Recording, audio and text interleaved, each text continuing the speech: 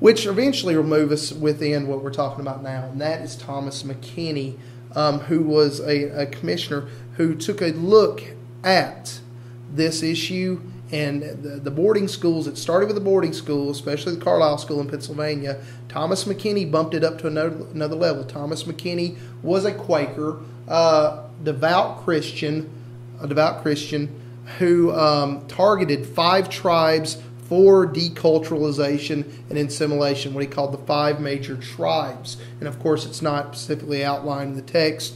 Even though I believe I know who they are, I'll leave that out. McKinney's proposal by 1820 was to move the southern tribes. He attempted, back and forth. His methods, like I said, were very forceful, but in the name of Christianity.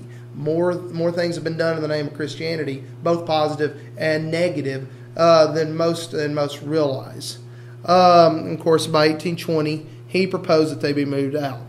Okay. Of course, the blame, he considered it. He cited a lack of effective education of Indians. He blamed this on both sides, but basically, he could not get past the idea that parents of these kids did not like the de-assimilation of the culture, so they could not get past that, and basically suggested that it was a lot their fault.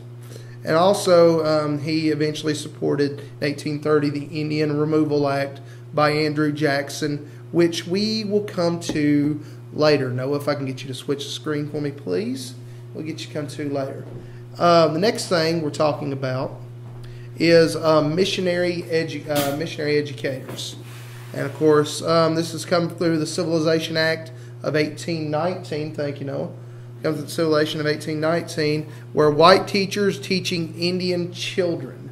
Beforehand, they had allowed Indian teachers to be able to teach some of their own, but these missionary educators were white Protestant educators who want to develop a good Christian education, as they would say. However, and I have taken just these 2 slides, just for the sake of time, 2 of the jobs, and like I said, I've attached this clip also with the presentation coming forward. The presentation I'll be sending you. You have a blacksmith, wagon making, agricultural studies were taught at these mission schools, basically pushing forth the idea that this is the roles they wanted them to have in society. What was surprising about this, and to show that the government, as was stated in the spring text, the government really at this time was not subsidizing education for whites at this time to a large extent. However, they did fund these missionary educators, missionary schools to a great extent, primarily to build a large working class. And of course, the founding of mission schools, as we talked about, I found this through, of course, part of this presentation, as you're seeing, is coming through the history of Indian education, and the other part of it is coming through Carolyn Marr's book, The Assimilation Through Education, and its treatment of Pacific Northwest Indians in boarding schools. And of course, mission schools, things continue to get worse, where the funding of mission schools consistent, even when white schools were not funded. I cannot stress that enough, how much the government was interested at this time as developing. This continued until the 1900s when funding was cut substantially. Trades were taught at mission schools. As I said, these are trades. Agricultural areas are taught as trades as well. But then this leads to eventually the Indian Removal Act, because eventually the back and forth nature of Indian education met with a lot of resistance from both white and Indians. Of course, when they found out through my own studies, looking through the history of Indian education, I found out that whites were very hesitant towards funding large-scale Indian education, mainly for the financial reasons. It really pushed Andrew Jackson's 1830 Removal Act, of course, what's commonly known as Trail of Tears. Of course, General Winfield Scott over an 8-year period. Everybody thinks of the Trail of Tears as being the major migration point, when actually it went over about an 8-year period. Winfield Scott, who later claimed fame in the Mexican-American War, by 1838 had rounded up 15,000 pretty much on his own and had sent them west. The cruelties, talked about this, were amazing. But however, this still set up for education of the Indians, because you're pushing farther west. But the idea of manifest destiny was we were going to go west with them. So the question of what do we do with Indians never did really leave. They just, by relocating them, they just put off the issue. And as we go to Native American boarding schools, also found in Marr's text, of course, they wanted a more regimented lifestyle. They weren't willing to educate the Indians like they were whites. Military-like formations for morning, afternoon, evening, and night. And once again, trades were taught to students. When I say trades were taught, this basically leaves out the idea that they could be taught, what other white children are being taught. Most definitely they were being taught trades, the whites were, but they were also being taught business classes, and, of course, also with liberal arts as well, being able to expand on that. The opportunities for Indians to be as educated as whites were not allowed at this time, because they believed that these whites could not hold those kind of positions. Okay. And of course, the parents of these Indians, rightfully so, objected greatly to the treatment of these students. Of course, this picture kind of puts a nice spin on it right here.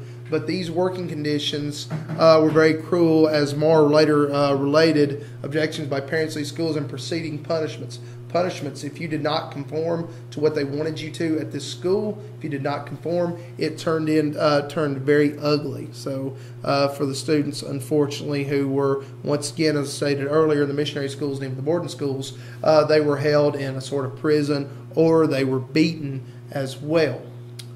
And of course, this brings us to our final, what I would call a cruel commissioner. That would be the Commissioner of Indian Affairs, Mr. Luke Lee. And he proposed that some of these tribes just simply could not be assimilated. You could not tear apart their culture, not at this present time anyways. You could not tear apart their present culture, and you could not also assimilate them. And two that he specifically outlined, according to the spring text, was the Sioux and the Chippewa tribes, and they were too warlike. And when he said warlike, basically he's saying that they resisted being told what to do with themselves and children. The Sioux and Chippewa both had their roots east, and they had been pushed west, and they continue to be pushed west, and they finally realized that, we have to take a stand on something.